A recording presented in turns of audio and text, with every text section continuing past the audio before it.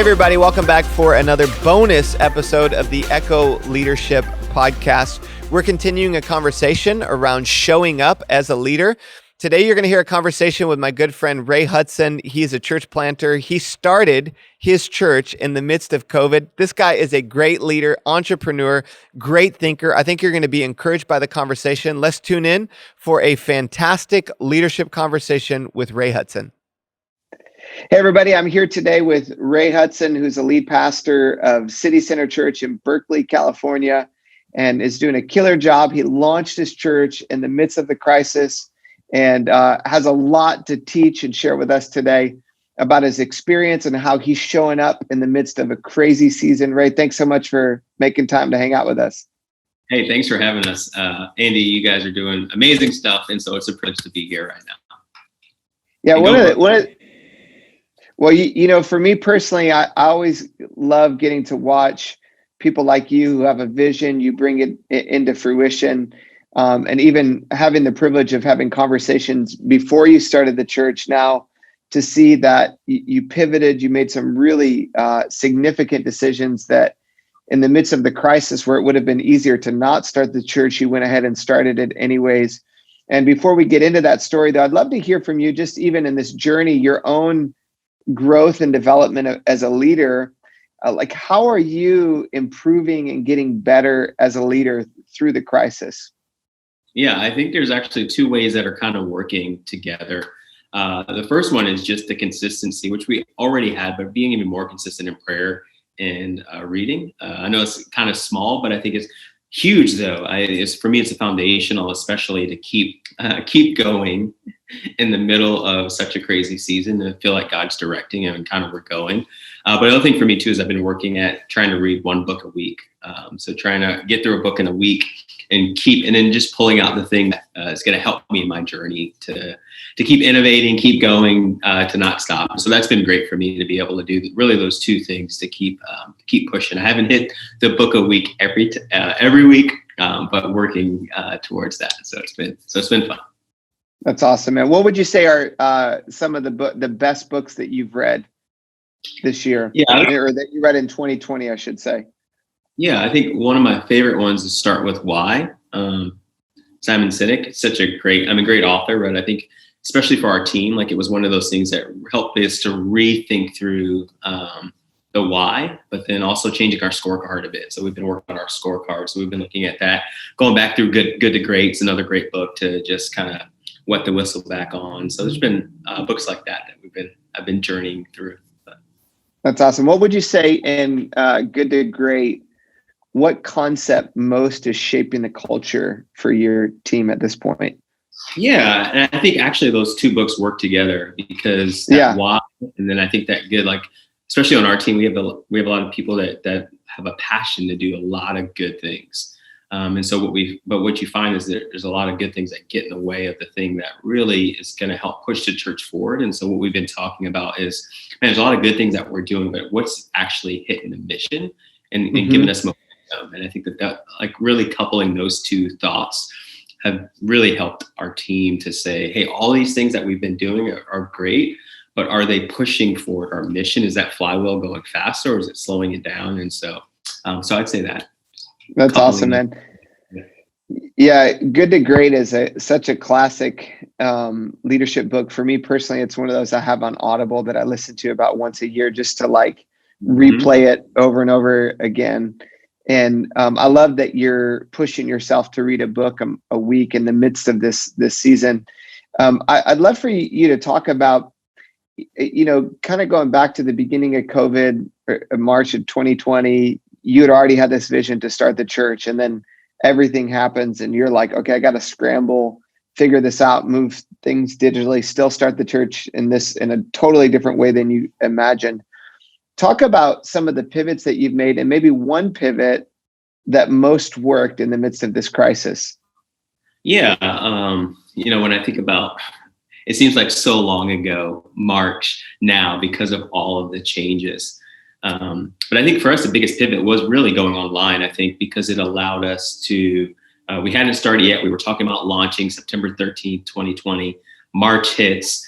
We have all these strategic plans. But that shift to go online was pivotal. I mean, I don't know if you remember, I talked with you, 3 people. You were one of the 3 people that I had talked to about it, just about like, what does this look like? But I think that pivot has helped. But I think the other pivot that really helped us when it came to community, because I think the biggest issue that we were looking at was how do we get connected with our community? And so we launched something called City Cares.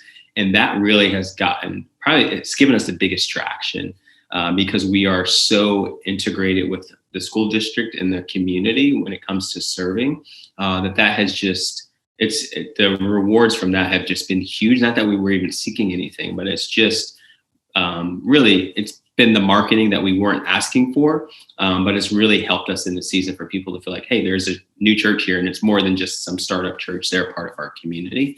And so that City Cares thing has been huge for us. Talk a little bit more about that. What are you guys doing with the school, and how is that unfolding? Yeah, like at the beginning of the journey, we felt like God said, be a church that loves and serves before you ever launch. So even before the pandemic, probably like 6 or 7 months, we had been partnering and serving with the community. But when COVID hit, that's when we kind of got the vision for City Cares. And so some of the things we've been doing, we built out like 3,000 age-specific, grade-specific bags for families of need. I'm currently right now, which is so crazy, leading diversity and inclusion with the district. Wow. So I'm a bunch of teachers through that training. Our team's leading pods right now. We just got a call. I know I'm shifting my camera, but this is 3 of 9 bikes that we're getting for some kids that have never had ridden the bikes before. But John Muir, which is across the street from us, emailed me, the principal, and said, hey, would you be willing to help us with this? So it's just been cool to see them contacting us, like calling us to say, hey, could you partner with us on these types of things? And so, yeah, we just helped. You guys actually partnered with us on this. Jason and I, probably like, months back, we helped out like 10 families that didn't have housing. So we helped some families get into some intermediate housing. And so just here, Thanksgiving, we helped one of those families get into sustainable housing. So we helped them with their deposit, and now they've got a house. They got a house for Thanksgiving. So it was just super cool to be part of that journey. So just stuff like that. So it's just been cool.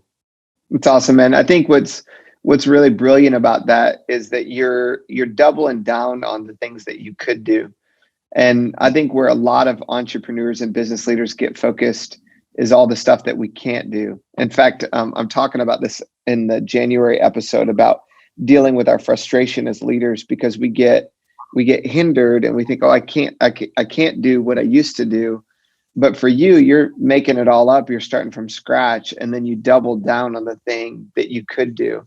And I know that all of these efforts that you've done, like I'm sure most entrepreneurs have experienced levels of criticism, pushback. Talk about that. Like you undoubtedly have had some criticism. Is an amazing job as you have done. How have you dealt with the criticism in this process? Yeah. Well, I mean, one of the biggest ones was like, you shouldn't go online right now. I think like at the beginning of the journey, there was many, even close friends that were like, oh no, you should just wait. Everything's going to blow over in a few weeks or so. And so I think for me, the criticism was there for sure, but I'm like the guy that's just like, if God tells me to do something, I'm going to do it. And I just got such a clear word that first week when COVID hit, where I felt God say, push forward, don't lean back. That in the midst of those feeling like, oh, you shouldn't, or you should, it was more like God said it. Now it was just the practicality of how do we accomplish that? And it's funny because at the beginning of the journey of planting before COVID hit, I felt God say the biggest thing that I needed to work on was being adaptable, because I'm such a systems guy. Like, okay, here we got the plan, let's do it. And we had the plan. And I think that would have hindered. I don't know if I'd be where we are today if God hadn't given me that word in the beginning, which was, hey, be adaptable to the plans that you have. Kind of back to your point, to just really follow God's plan. So I think for me, I've just been running forward, and it's just like whatever people are thinking outside of partners who are giving guidance and construction. It's just been like, hey, I'm pushing forward. Seize the opportunity has been my big thing. Like, I don't want to miss opportunities. Like, I'm sitting in a hub right now because I seized an opportunity to say, hey, right now there's going to be people that want to rent in the midst of COVID. There's going to be a little window. to a church. Most people don't want to rent to a church plant. Right. And so it's just seizing those opportunities to do what God's calling us to do. That's really good, man. And I love that, even as you're looking at the opportunity that's in front of you that you've seized, new doors are going to open up for you down the road, and you're not letting those voices from people who criticize, people from the outside, slow you down. One of the phrases that's been most helpful for me is this concept of moving with the movers, that people that come, the people that have the loudest voice of criticism rarely are moving with the vision. They're usually standing in opposition to it. And like, you're pouring gas on those people that are with you. And then even as you're like working with the team, it's a new team that's forming in the middle of a pandemic. And I wonder how you're shaping culture, and what are some of the things that you keep coming back to that you're saying to your team to keep people focused and cast vision? Give us some of your phrases that you found helpful. Yeah, we've got a few of those that it's so funny, and I'm sure you felt this way. It feels like you're just repeating yourself. I feel like sometimes I'm on like repeat all the time. But I'm just trying to get our team to get it, because we have such a, our team is different age range from 20 something to 70. So being online was a hard thing for many. But one of the first phrases we used was kingdom over preference, which is, hey, would you be willing to choose God's kingdom over your preference? Because I think that sometimes we get comfortable in our preferences. So that was a big one that we talked about as a team. Another one that we talk about a lot is belong before believe. It's like, how do we create spaces where people can belong to what we're doing before they ever believe? And so that's been a big help for our team also. So those are kind of two of our kind of like bigger phrases that we say. But another one that's really grown is we're real people with real struggles, or real people with real stories. That's been a phrase that's helped us really through the digital aspect of building relationships. Because one of the hard things that you have is, how do you get vulnerable with people on a screen? And we've worked really hard for that. And it's creating space where people feel like, hey, we're all real people. We've all got real stories and real struggles. And so those are some big ones that we've been using here recently. But that's good. How have you found, like, in terms of people's ability to hang with you in the midst of this, like what percentage of that initial team that you started with is still with you, and what percent have moved on, out of curiosity? That's such a good question. It's so funny, Andy. Outside of people moving, we really haven't lost anyone. So we have 3 couples who have moved away. One is still kind of engaging with us a bit, but the other ones are still engaging with us because we're still digital. And I'm not saying that that's because of me or anything, but our core team, we've just been just so connected, and we do a lot of team leadership things. And so it's less that they're maybe not with us. Maybe there's some that have the responsibilities are a little bit lower because we've had kind of such a higher commitment for our leaders.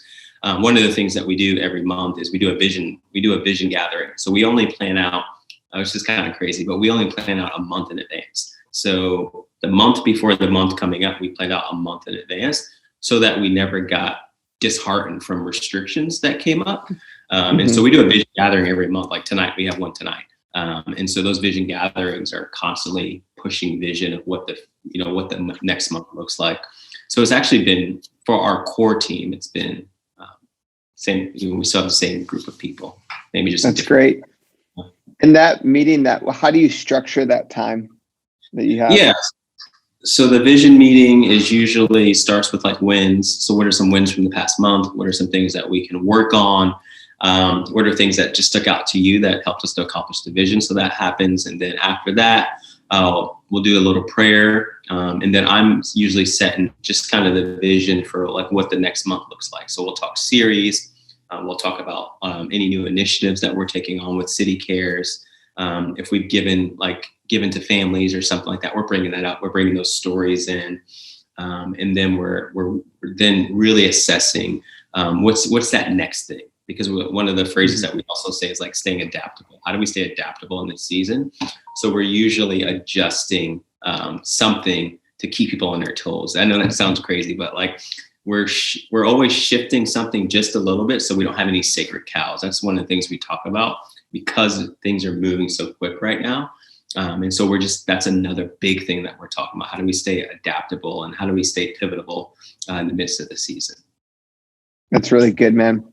And I think that one of the most important parts of what you're saying here is that consistency with your team does provide cohesion. And a lot of leaders are floundering because they don't have consistent connect points with their teams. So if we only meet every 2 months or 3 months in a crisis, or when there's a lot changing in the environment, the cadence becomes so huge. So I commend you, man, for putting that in place so rapidly and staying focused and not letting the crisis kind of put a bombshell off in the midst of your team.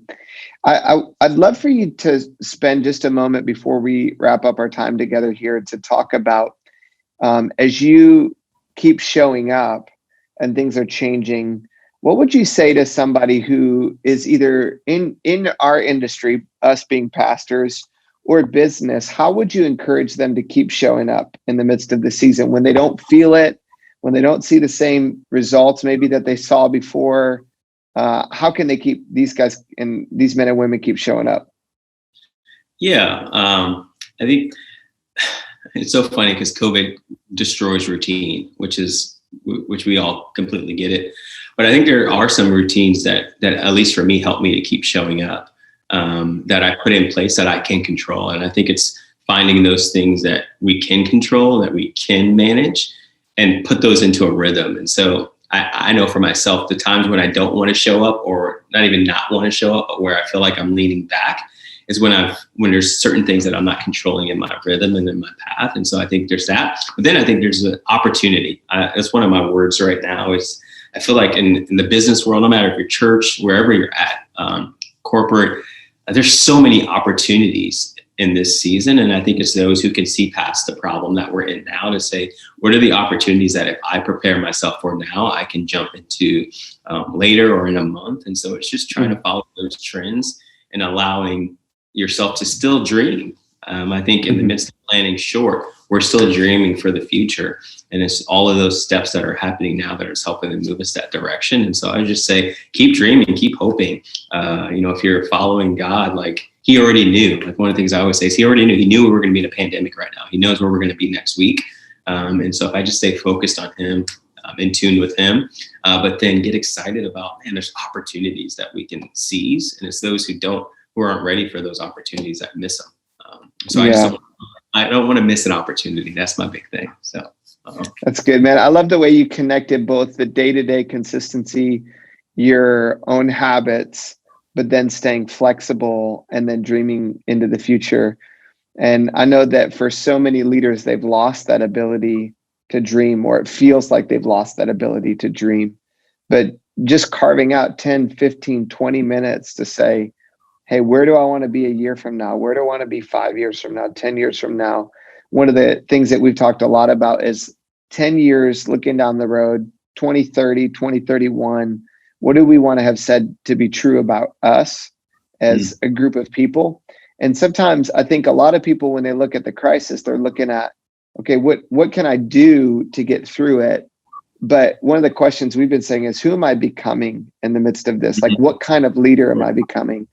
And that, that potency of saying, I want to be somebody who's faithful, who finishes this race strong, who runs all the way to the end. That means day after day after day, I got to keep showing up.